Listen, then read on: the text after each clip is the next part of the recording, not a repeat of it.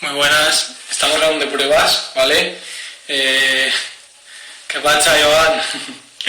Que al final no lo vemos. Saludables del mundo, ¿no?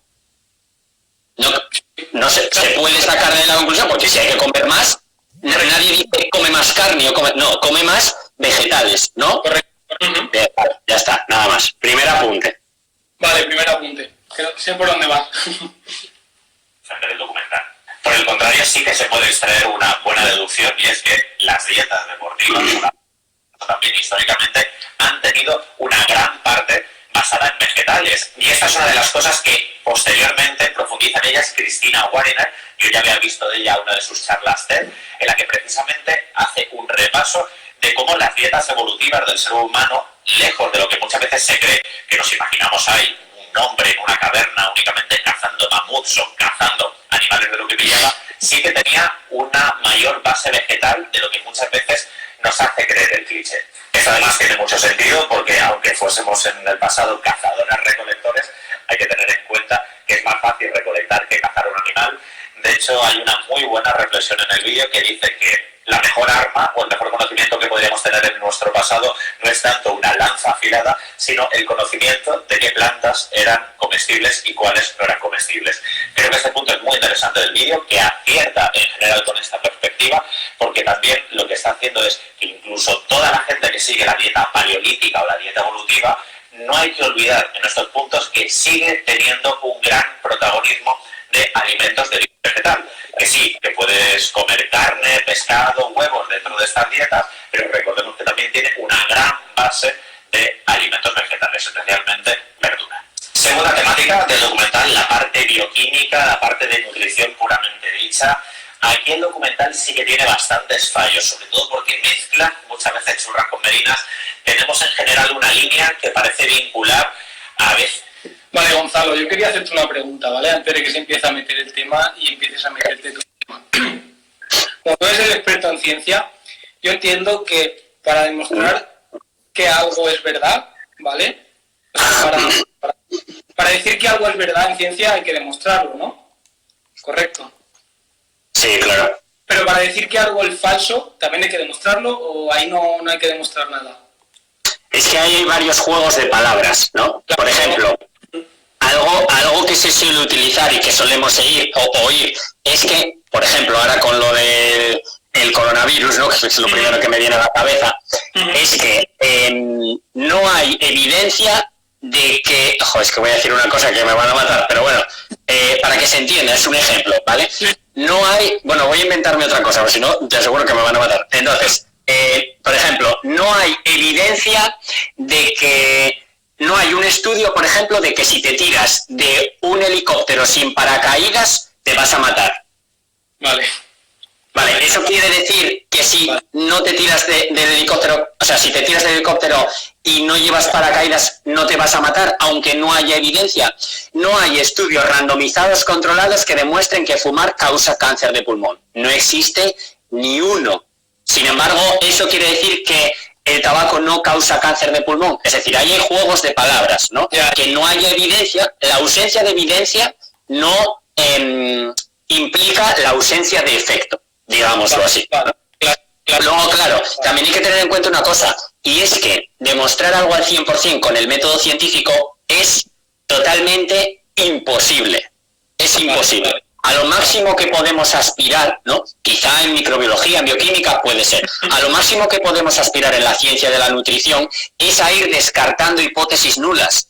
Es a lo máximo que podemos aspirar. Nada se puede demostrar al 100%. Vale, ok, gracias. Pero yo no soy experto en ciencia, ¿vale? Que quede claro. Vale. Al consumo de carne como un falso crecimiento de fuerza, se mezclan algunas cuestiones del propio diseño de lo que es una dieta vegana. Una dieta vegana, por ejemplo, es una dieta de exclusión, en la que no hay alimentos de origen animal. Por el contrario, se hace una falsa atribución de que necesariamente va a ser una dieta alta en carbohidratos. Eso no tiene por qué. Al igual que se parece deducir que una dieta en la que haya productos de origen animal va a ser necesariamente alta en proteína. Y eso no es cierto. Hay gente que consume carne, pescados y huevos y no necesariamente esa dieta es alta en proteínas. Hay unas falsas relaciones entre tipo de dieta y cantidad de macronutrientes que no son del todo rigurosas. Por ejemplo, hay un médico de la Super Bowl que empieza a hablar de los riesgos de las dietas altas en proteínas que pueden causar depleción de glucógeno, como si eso fuese general en todas las dietas que incluyen alimentos de origen animal. Esto es, por lo tanto, falso. También se hace una falsa relación como que las dietas veganas suelen ser siempre altas en soja o productos derivados de la soja. Tampoco tiene por qué, ni mucho menos. Y también un bodybuilder que se pasa una dieta vegana en la que expone que su cuerpo necesitaba hidratos de carbono, como si en una dieta convencional no fuera a haber hidratos de carbono. Esto es... Vale, Gonzalo, ¿tú sabes de qué bodybuilder habla? Porque yo no sé. Me imagino que Nimai Delgado, cuando decía que los otros andan como zombies por ahí por no consumir hidratos de carbono. Pero bueno, y sí podemos decir que aquí este chico nos presenta lo que se llama la falacia del falso dilema. O sea, es una falsa dicotomía, no hay por qué, y ellos tampoco lo dicen en el documental, que haya que escoger entre comer carne y no comer carbohidratos, o comerlos y sí comerlos. ¿Qué pasa? Que los carbohidratos, ¿dónde están? En los vegetales, ¿no? Entonces, claro, pero no lo plantean como una falsa, como una dicotomía, como lo hace él aquí en el análisis de su vídeo, ¿no? Claro, claro. Vale, vale. No sé si ves alguna pregunta o algo que quieras decir. Me voy fijando. Claro que no va a matar a la gente, por eso no existen. Uy, qué nerviosa me pone, por Dios. A ver, en eso tienes razón, Aitor. Pues no sé en qué tienes razón, ¿vale? Si quieres ir escribiéndolo y luego lo analizamos. Va. De los mayores errores de dietética que tiene el documental. Otro aspecto nutricional en el que aborda el documental es el tema de la vitamina B12. Como sabéis, esta vitamina ahora mismo es de obligada suplementación para dietas vegetarianas y veganas. Es quizás un poco extraño cuando aparece Morgan Mitchell, una corredora de 400 metros, la cual dice que a partir de seguir una dieta vegetariana, de una dieta vegana, empezó a tener no solo más hierro, sino también más vitamina B12. Esto puede ser una falsa atribución, es peligroso, es muy erróneo decir que al seguir una dieta vegana tienes más cantidad de vitamina B12, probablemente porque además la esté siguiendo y se esté suplementando. Cuando entramos... Vale, yo sí que quería aquí hacer una aclaración, porque yo creo que peligroso es que a lo mejor esta atleta no diga que se está suplementando, pero que tiene un nivel más alto de vitamina B12 al hacer una dieta vegana suplementada, porque se entiende, ¿no? Sí que es cierto, ¿no? Según la ciencia, los veganos somos los que tenemos el nivel más alto de vitamina B12. Y luego lo explica el documental, que nosotros nos saltamos el intermediario, que es el animal, que al final es a quien se la suplementan. Entonces yo sí que veo bien expuesto el tema de la B12 en el documental, no sé cómo lo ves. Sí, aquí él quiere intentar crear una controversia que no existe, porque en el documental lo explican perfectamente. O sea, claro. Perfectamente. Explican cómo hay que obtener la vitamina B12, cómo, todo. O sea, claro. no ninguna, en el documental no dejan ninguna duda a que hay que tomar suplementos o alimentos fortificados. Y de hecho, lo que dice esa chica es correcto, porque si nos miramos la literatura científica, en los Adventist Health Studies, cuando midieron los niveles séricos de B12, los veganos eran los que mejores niveles tenían. Más que mejores que los omnívoros, que los piscivegetarianos, semivegetarianos. Los veganos eran los que mejores niveles tenían. Por eso, porque claro, yo pienso que decir esto de la B12 al documental le puede hacer, porque claro, la B12 sí que es algo importante, que todo el mundo que queremos hablar de veganismo, sanitarios, tenemos que hablar de la B12 y decir que hay que suplementarla, eso está claro. Y creo que atacar por ahí al documental cuando no es correcto, no en ningún momento da lugar a que una persona que no es vegana lo vea y diga, vale, esto lo puedo obtener. Todo lo contrario, explica muy bien cómo se obtiene la B12 y cómo lo tenemos que obtener los veganos. Vale.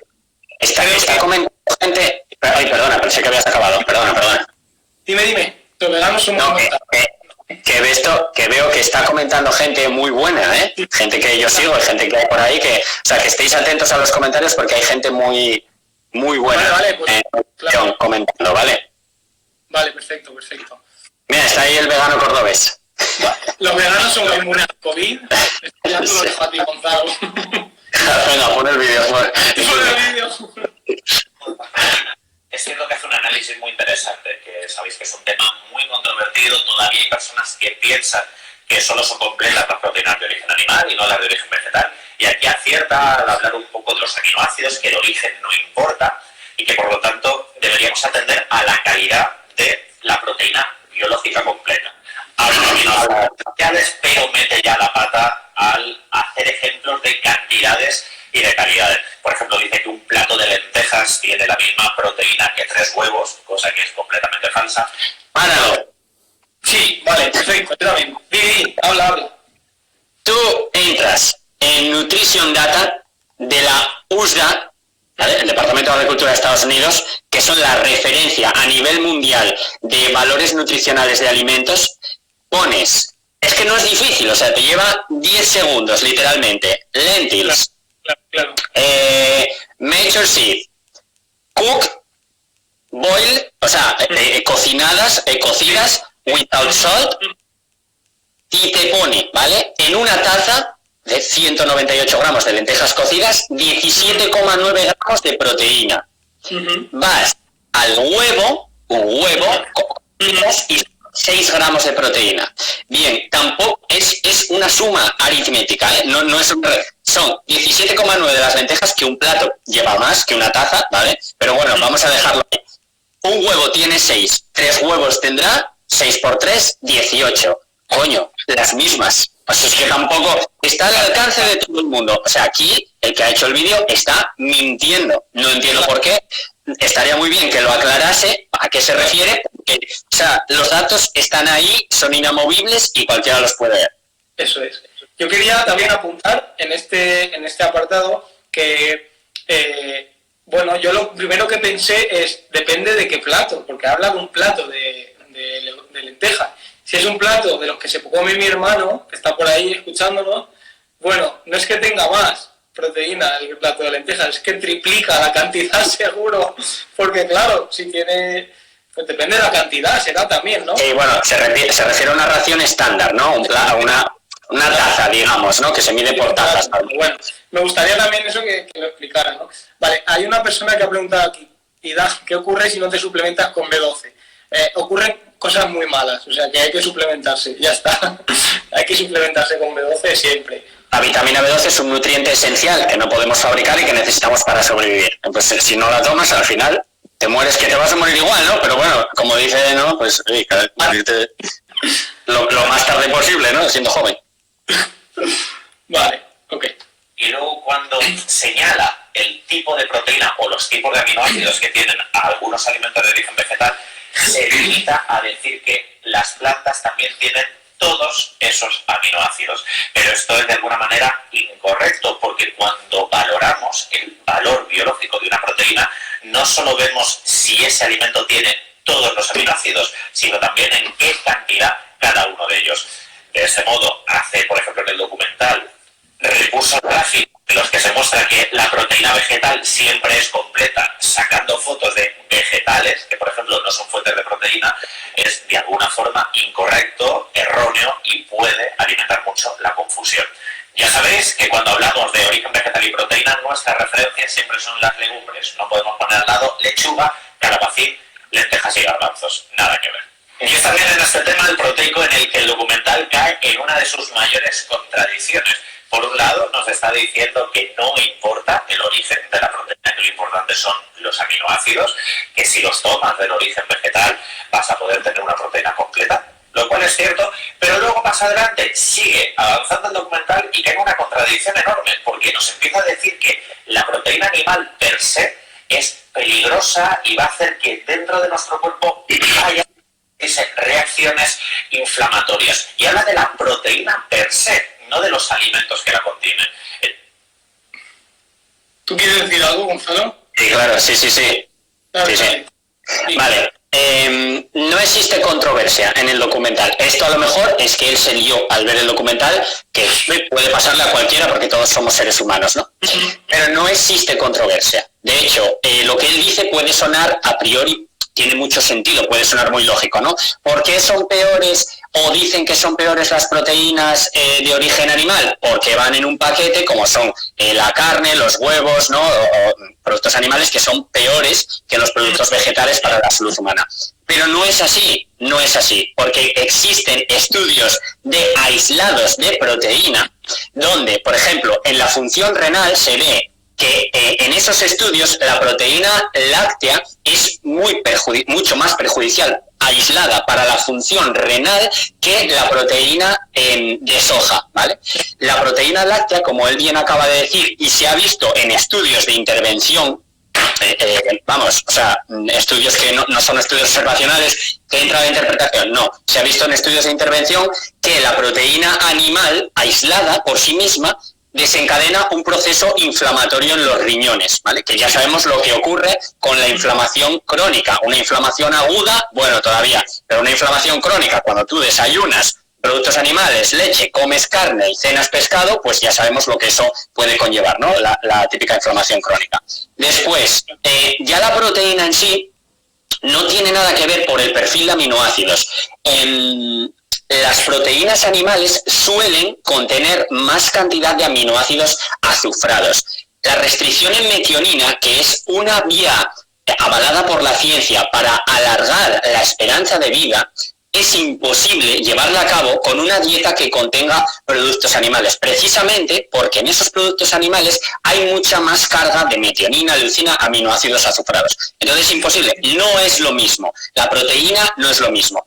¿Por qué no hay controversia? Porque él está mezclando en el documental cuando hablan de dos temas distintos. Por un lado están hablando del tema de la salud y por el otro lado están hablando del rendimiento deportivo. Es decir, por un lado enseña un estudio donde a igual cantidad de leucina daba igual de dónde fueran las proteínas para crear músculo, y por el otro lado está hablando de la parte de la salud, donde se ha visto perfectamente que las proteínas de origen animal son mucho más proinflamatorias y mucho más perjudiciales para la salud. Entonces, claro, él piensa que hay controversia porque a priori puede parecerlo, pero es que están hablando de temas distintos, por lo tanto no hay ninguna controversia. La evidencia del documental que presentan es perfecta, cualquiera la puede ver porque la van poniendo en la esquina de abajo, o sea que te puedes molestar al menos y puedes leerla, ¿no? Pero bueno, ahora no estamos, sino. Después pasa otra cosa, ¿vale? La proteína animal per se también provoca mayores niveles de IgE séricos. Y eso provoca, a su vez, una mayor facilidad para las células para reproducirse.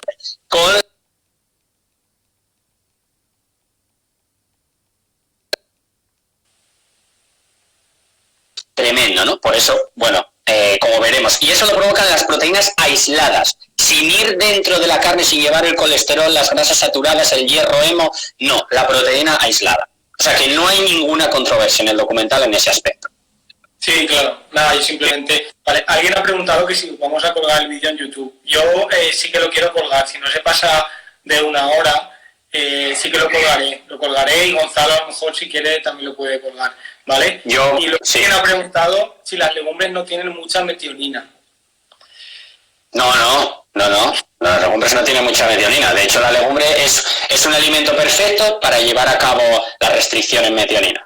Correcto. Yo creo que a lo mejor, no sé si va por ahí la pregunta, se refiere a que las legumbres tienen un aminoácido en mayor cantidad que a los cereales le falta. Le falta no, que tiene menor cantidad. No sé si van por ahí los tiros, ¿vale? Pero no tiene mucha metionina. Vale. Se ha cortado el último argumento. Es que la gente te dice que IGF es la hostia. Sí, a morirte antes. Genial. Vale. Aquí hay una contradicción. ¿Qué pasa? Que la proteína animal y vegetal solo importan los aminoácidos y por eso las dos son completas. Pero de pronto le damos importancia al origen y resulta que la proteína animal empieza a ser dañina. Esto es una contradicción. O importa o no importa. Y aquí es un patinazo enorme del documento. Vale, ahí se entiende que no hay contradicción, claro, porque están hablando de temas distintos. La contradicción la crea el chico que hizo el vídeo, porque el documental no, desde luego. Pero el patinazo no se lo da al documental. Estamos hablando de que a la hora de obtener proteína para la regeneración de aminoácidos, da igual y los vegetales también la contienen, pero a la hora de la salud dice otra cosa. Entonces está mezclando dos, como bien dices tú, claro, mezclando dos partes del documental. No sé, yo por eso creo que, pues eso, que al final hay que rellenar el vídeo y eso. Tercera parte del documental, los ensayos, este modo de jugar a ser científico que hacen en el documental, que parece que tú puedes hacer un ensayo de antes después contigo mismo, con 3 sujetos, haciendo cambios minúsculos. Para mí creo que flaco favor a lo que es la divulgación científica en general. Por ejemplo, hay ensayos. Vale, Gonzalo, ¿tú crees que, bueno, se acaba de conectar un maestro, ¿tú crees que los ensayos estos, yo creo que sí, pero igual tu opinión en cuanto a divulgador científico y tal, los ensayos estos no están basados en la mira lo que te dice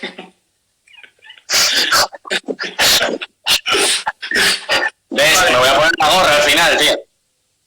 ¿Tú no crees que los ensayos que hacen, que sí, que son a nivel casero, que lo dicen en el documental, que no tienen validez científica, están basados en la evidencia científica, ¿no?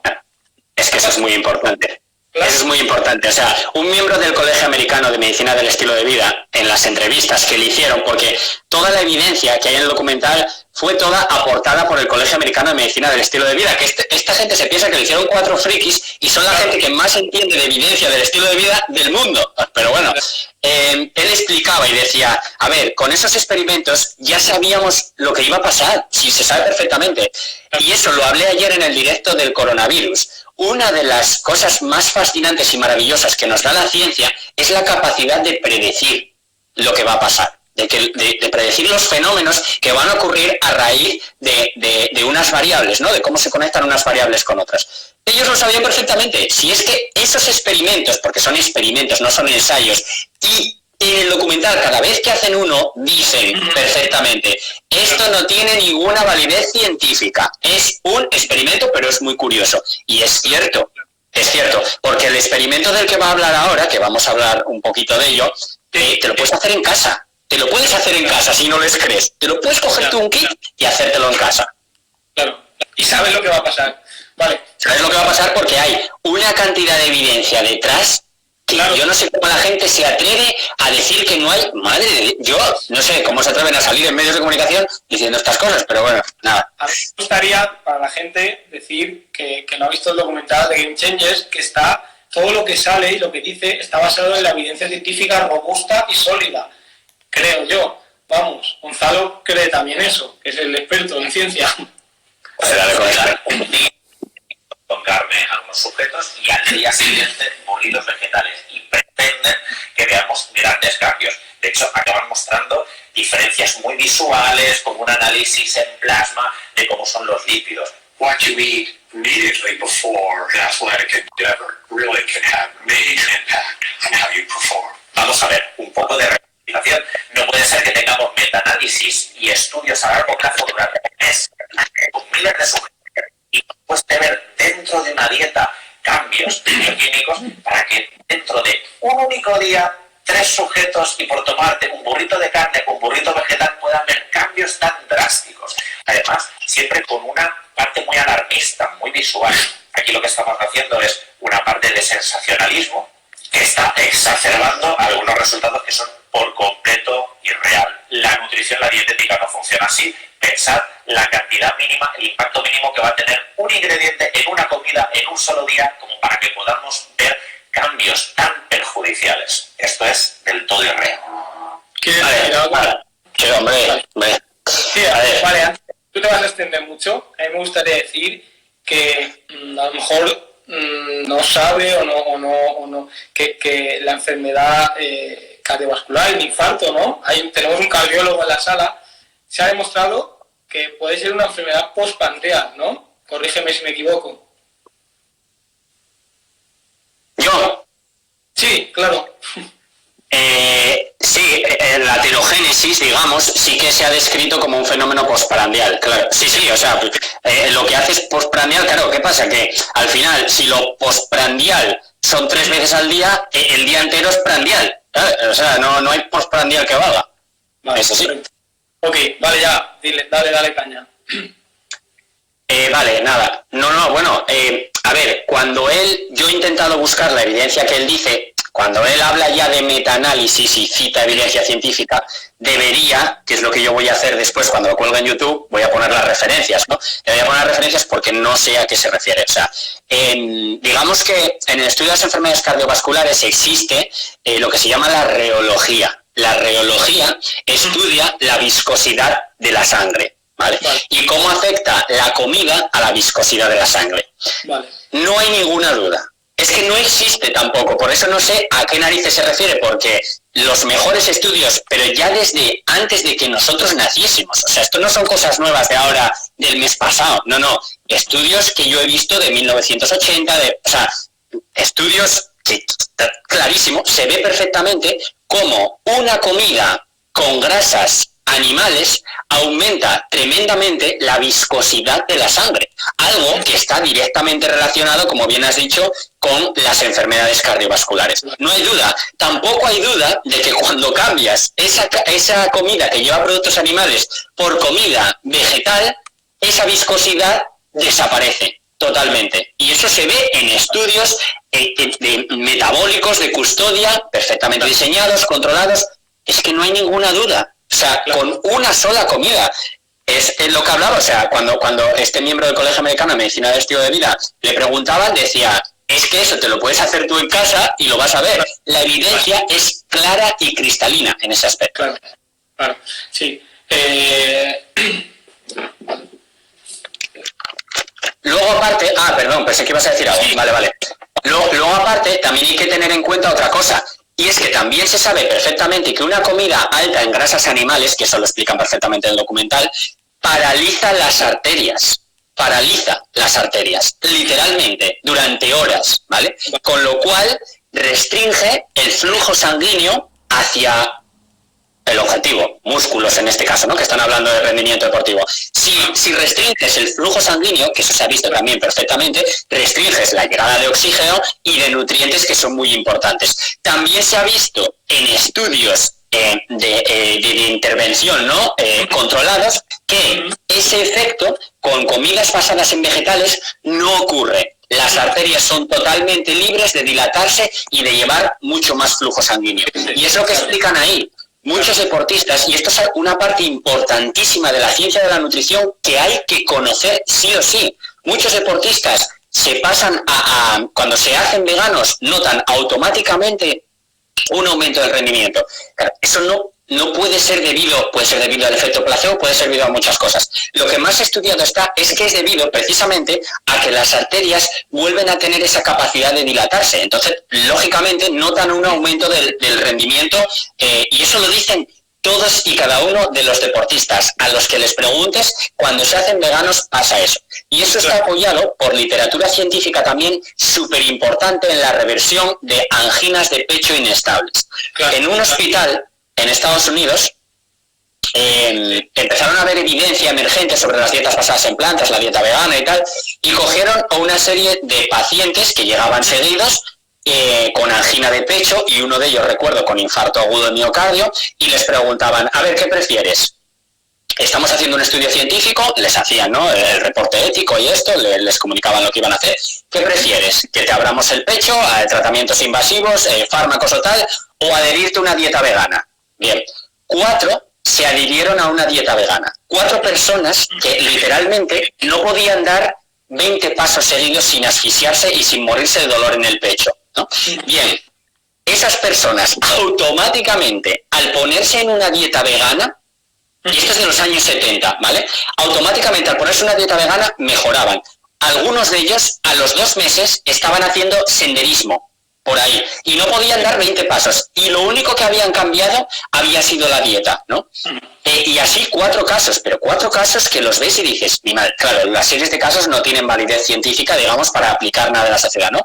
¿Qué pasa? Que eso fue 20 años antes de que Dean Ornish, el 21 de julio de 1990, publicase en The Lancet el Lifestyle Heart Trial, que ahí se demostró que una dieta basada en plantas podía no solo prevenir o detener, sino también revertir la enfermedad cardiovascular. ¿Qué pasa? que en ese estudio, para ver efecto, tuvieron que esperar un año. Midieron el efecto, no eran medidas repetidas, sino que midieron el efecto a lo largo de un año. Es imposible que fuese por la reversión en la placa aterosclerótica, como después demostró de Normis, porque no daba tiempo en una semana. Eso tuvo que ser sí o sí, y eso lo explican los autores, cómo les mejoró la función endotelial, es decir, la capacidad de las arterias de dilatarse. Eso mismo les pasa a los deportistas, y eso mismo pasa en el pene, como después vamos a ver que también se mete con esos experimentos. O sea, esto es ciencia que no puede estar más demostrada. Es imposible demostrarla más. O sea, los cambios son espectaculares. Todos los resultados son clínicamente importantes y estadísticamente significativos. Y esto una persona que divulga nutrición tiene que saberlo, porque así nos pinta el pelo. Tiene que saberlo. Con todos los respetos, a todos los divulgadores. ¿Te entiendes? A ver, yo también quería aclarar, no hay Aitor, pero sí que en otras críticas que he leído al documental dicen que este experimento, si le hubieran dado una dieta, o sea, un burrito alto en grasas vegetales, también habría salido turbia la sangre. Y no es correcto porque en el documental equiparan, cuando le dan al vegano, hay un vegano de los 3 no es vegano, y las grasas suyas, porque él come los 2 días vegano, sus grasas son de aguacate, pero la misma cantidad que los que llevan carne. Entonces, obviamente no es así esto. Las grasas vegetales no son iguales por su composición que las de origen animal, sobre todo grasa saturada, el colesterol, que es lo más importante, ¿no? Vale, si quieres, este experimento, ¿tú quieres comentar algo más de este o pasamos al de... No. Al de la erección? Al de la berenjena. Sí. Vale. Es muy gracioso este documental. Una dieta vegana. Pequeña la berenjena esa. Que con una ingesta y de un día para otro unos sujetos tengan unos cambios brutales en sus erecciones nocturnas y también en el volumen de sangre que pueden tener en su pene. Esto, de alguna manera, lo que está haciendo es tocar en uno de los aspectos más sensibles. Probablemente el documental, en su función de alarmar y concienciar, ha ido a tocar una fibra muy sensible dentro de la masculinidad. Pero estos resultados son del todo falsos. No tenemos una evidencia robusta que nos permita decir que una dieta vegana en una noche te vaya a producir semejantes cambios en erecciones. De lo que sí. Vale, ¿quieres comentar algo? Porque yo la verdad es que en ciencias sobre erecciones no estoy muy puesto, la verdad. No, en ciencias sobre elecciones hay estudios observacionales, también hay estudios con intervenciones en el estudio de vida, pero claro, que es difícil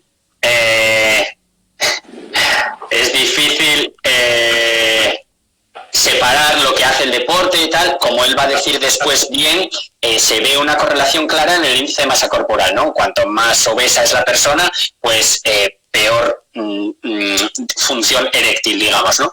Pero hay una evidencia muy clara, como hay una evidencia clarísima en toda la ciencia de la nutrición. La evidencia observacional, sobre todo con estudios de dieta más mediterránea, ¿vale? Ahora yo te pregunto a ti, ¿qué diferencia hay principal entre la dieta mediterránea y la dieta occidental? ¿Qué diferencia hay entre la dieta mediterránea y la dieta? No pasa nada.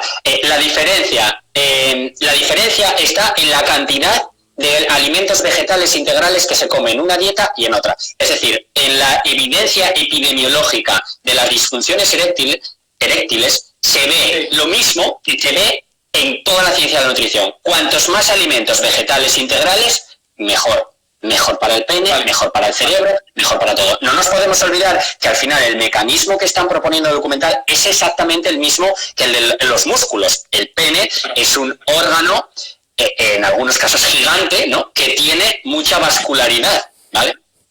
Yo hablo por mí, luego a otros no. Tiene mucha vascularidad. Entonces estamos en lo mismo. Si consigues que los vasos sanguíneos sean más flexibles, se dilaten más, ¿qué va a pasar? Es que es lógica de patio. Es que con este experimento, ese doctor también decía exactamente lo mismo. Decía, pero si ya sabíamos lo que iba a pasar, porque es automático. Y esto lo puede hacer cualquier persona en casa también. En vez de cenarte un día, lo que cenes, pescado, carne o lo que sea, cénate una ensalada con legumbres, maíz, pipas de calabaza. Bueno, te doy una ensalada y subida a stories, me cago en que soy el criminal. Y luego me cuentas, chico. Vas ahí, luego intentas apuñalar y ya apuñalando después tú ya me dices. A ver qué ¿sabes? Si es obvio o no es obvio, porque es así. Ya sabían de antemano lo que iba a pasar en ese experimento también. Y pasó lo que pasó. ¿Qué pasa? Que sí es cierto, de hecho de este experimento, yo tengo un vídeo, ¿vale? En mi cuenta, donde hago el análisis estadístico, digamos, miro a ver si los resultados son clínicamente, estadísticamente significativos, que lo son. ¿Qué pasa? Que este tipo de estudios sí tiene más flojera que el otro. Porque claro, aquí han puesto a las mismas personas, primero, a llevar el orden aquí cuenta, ¿no? Primero hicieron uno y después el otro. Entonces puede ser que el simple paso del tiempo se acostumbraran más al aparato. Para hacerlo bien, tendrían que haber hecho medidas repetidas, haber cambiado después el orden, ¿no? Y haber hecho un test de esfericidad, que se llama. Entonces ya sí que podríamos sacar más conclusiones. Pero no deja de ser un experimento que está avalado por toda la evidencia científica. Claro, entonces, vale, yo te voy a hacer otra pregunta a ti. ¿Podríamos decir que el negro de WhatsApp es vegano?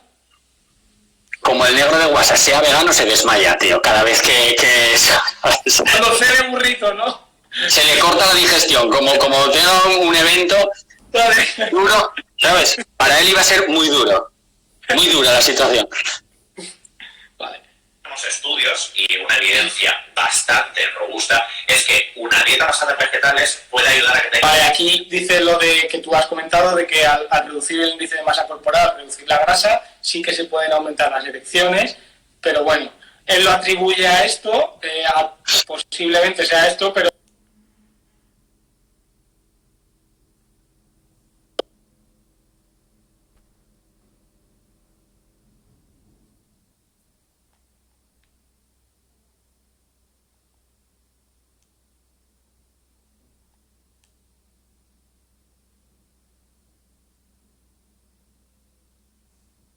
un poquito más rápido si quieres. Uy, qué susto, vale. Nada, simplemente decir que las personas veganas o los hombres veganos siempre se nos ha tildado un poco de... o siempre se ha atribuido el comer carne a la hombría y al ser un hombre y al ser más hombre, ¿no? Entonces yo creo que ese experimento basado en la evidencia pues está muy bien, ¿no? Para decir que, bueno, que cualquier hombre puede dejar de comer carne y no por ello es menos hombre, ¿no? Creo yo. Simplemente. Vale, seguimos. Que esto estaba fallando. No, que no había cambios significativos en los estudios. Que tú hayas hecho un estudio casero con 3 personas y solo te dijiste de una noche que hayas visto cambios brutales. Otra contradicción enorme, como sucedía en el caso de las proteínas. Dentro de la parte nutricional, creo que el aspecto que se salva más es la intervención de un médico que acaba diciendo importancia no solo al orín. ¿Sí quieres decir algo? ¿Yo? Vale, me creía que... Esta proteína no tiene por qué ser importante, sino al pack que lo acompaña. Y en este sentido, si estudiamos qué rodea a todo el mundo de la proteína vegetal cuando la tomas, como por ejemplo el mundo de las legumbres, sabemos que estamos tomando fitonutrientes, fibra, hidratos de carbono de absorción lenta, que es un alimento más completo y es más garantista de que vas a tener al menos una ingesta más saludable. En cambio, si observamos únicamente la carne de manera aislada, y no siempre va acompañada de vegetales, sabemos que puede tener pues, un efecto más proinflamatorio, que va a tener no tantas garantías que esa ingesta vaya a ser saludable per se. Es decir, una buena reflexión y que más que tirar del origen de proteína vegetal, proteína animal, reflexionemos sobre qué alimentos tienen proteína vegetal de calidad, las legumbres, qué alimentos suelen tener proteína animal de calidad, pues huevos, pescado, carne, que no siempre vienen con ese pack tan protegido. Creo que este es el único punto que podríamos decir que se salva bioquímicamente. Precisamente. Vale, ¿algo que decir del tema de los huevos o eso? Ya está. El tema de los huevos ya está más que dicho, o sea, eso es terrible porque seguimos con lo mismo y esto es una película que no acabará nunca. O sea, de hecho, es que las mejores proteínas están en los vegetales, como se demuestra estudio tras estudio, son las que se asocian a mayor esperanza de vida, más años de calidad de vida, y las proteínas animales se asocian a menor esperanza de vida y menos años de calidad de vida. Entonces, ¿qué pasa? Que aquí, claro, esto tendríamos para hablar muchísimo, ¿no? Se está hablando de la proteína, de la calidad de proteína, con un concepto tan antiguo, obsoleto y desfasado, que no tiene ningún sentido hablar. Es que no tiene ningún sentido. Y otra cosa que no entiendo es que yo hace tiempo seguía a este chico, leí cosas de él y vi cosas de él, y parecía muy sensato en ese aspecto. ¿Qué pasa con los huevos y con la carne? Pero si es la misma evidencia que nos muestra que los ultraprocesados son perjudiciales, es la misma, son los mismos resultados, es todo. ¿Pero por qué no vale para los huevos y sí vale para los ultraprocesados? Porque lo que queremos es quedar de guays con la gente, de real food, de no sé qué, o queremos contarle la verdad a la gente. Porque es que a mí que me digan que tú me puedes sacar evidencia, estudios observacionales de que los huevos no causan daño, vale, yo te voy a explicar por qué, con toda la educación del mundo, y además te voy a sacar evidencia de que las golosinas son buenas para los niños, con estudios observacionales. ¿Y qué? Joder, hay que analizar, pararse a mirar la evidencia y los estudios cuando tienes la responsabilidad de la salud de muchísima gente que puede estar escuchándote. Entonces, con la ciencia no se juega. Y yo, de verdad, siempre he creído que este chico era muy sensato en ese aspecto, pero tiene un bloqueo aquí que no termino de entenderlo, la verdad. Con el tema de los huevos, ¿no? Vale. Bueno, simplemente a mí Gonzalo me ha preguntado alguien que estábamos viendo. Estamos viendo una crítica que hizo este hombre, que es Aitor, ¿cómo se llama? Mi dieta Pogea, que se conoce así, una crítica sobre el documental de Game Changers, ¿vale? Que es un documental que yo recomiendo a todo el mundo y que a mí me encanta, ¿vale? Que hay una evidencia robusta de que la dieta vegana puede ser útil, llega a decir cosas como que ayuda a regenerar más rápido los tendones o que incluso tu sistema inmunológico va a funcionar mejor. Por supuesto, de esto no hay ninguna evidencia científica. Yo creo que aquí querrás decir algo, ¿no? Estaba en otro mundo, no sé qué dijo. Vale. ¿Qué dijo? Ok. Vale. Dice que en el documental se dice que por llevar una dieta vegana los tendones se van a recuperar antes y que tu sistema inmunológico va a funcionar mejor. Y ha dicho tajantemente que no hay ninguna evidencia científica de esto. Vale. Bien, a lo que se refiere el doctor Scott Stoll, que es el que dice eso, que hay que tener en cuenta que él está dando su opinión. Ahí no muestra nada de literatura científica ni nada, ¿vale? Pero volvemos a lo mismo. ¿Qué pasa?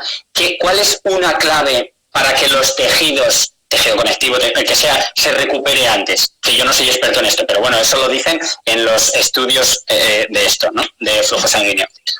Una de las claves es la cantidad de sangre que llega, ¿no? ¿Qué pasa con este tipo de tejidos? Que son tejidos donde no llega tanto flujo sanguíneo, es más difícil que se recuperen.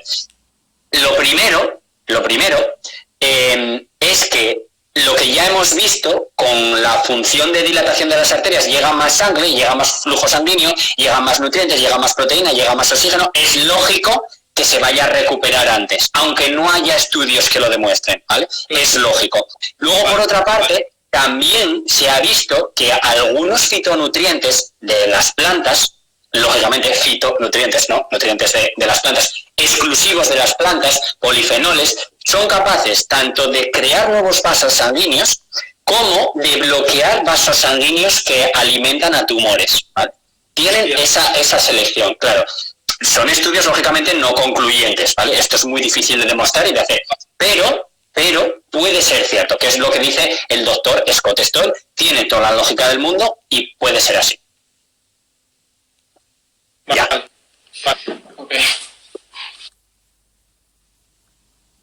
Cosas más novedosas. De las atribuciones perdón. dieta, yo me quedo con dos mensajes, de las voces más reputadas que aparecen en el documental.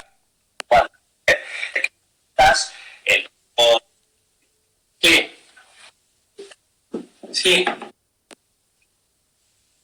¿Qué va desfasado? ¿Va desfasado?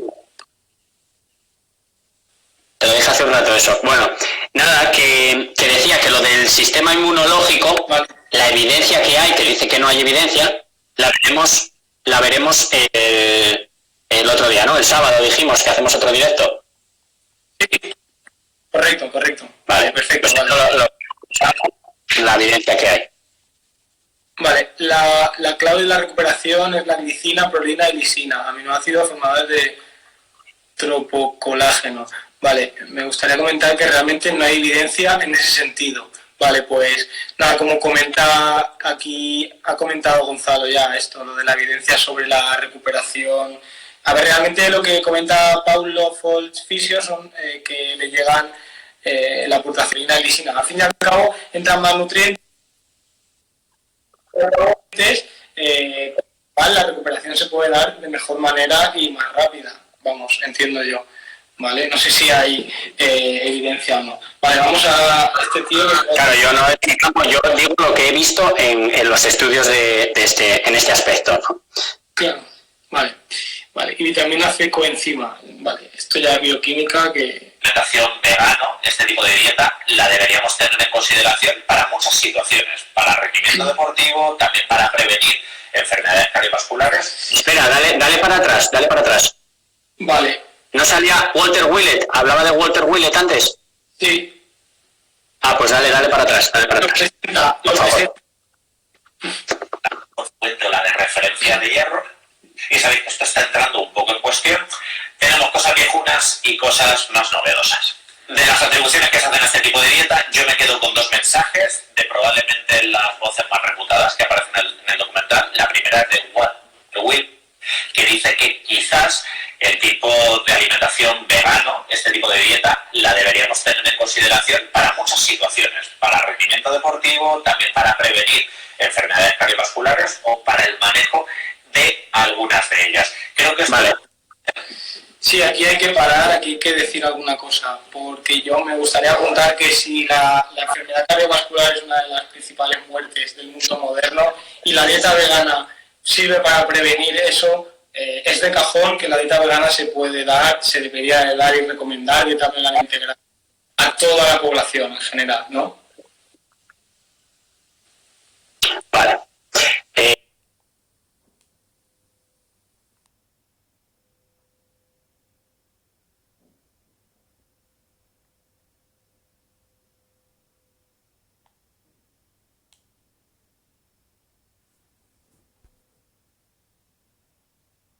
Sí. En la pantalla.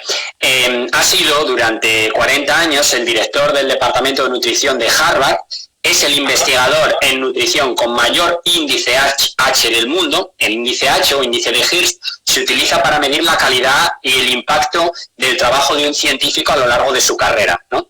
El índice H, él tiene, si no me equivoco ahora mismo, 243 de índice H. Bueno, pues eso quiere decir que es una tremenda salvajada, es el mayor índice H del mundo en nutrición.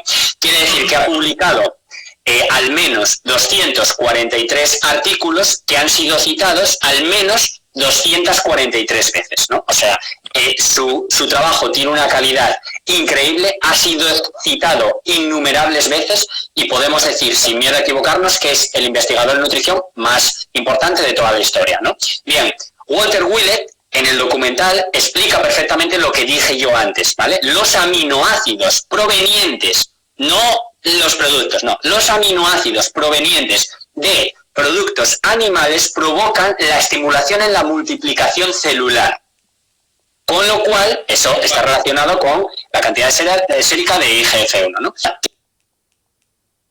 Muchas más probabilidades todos tenemos,